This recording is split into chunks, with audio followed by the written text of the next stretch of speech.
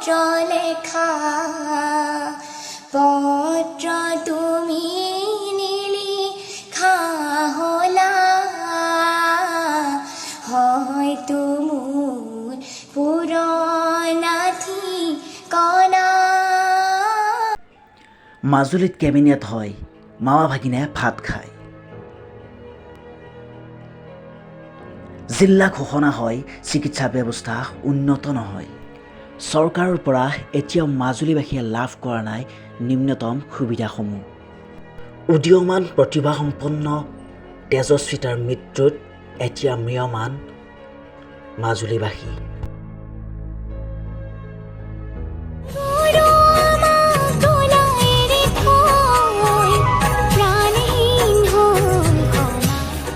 অক্সিজেনৰ অভাৱত কণ্ঠশিল্পী তেজস্বিতাৰ মৃত্যু হোৱা বুলি কোৱা হৈছে।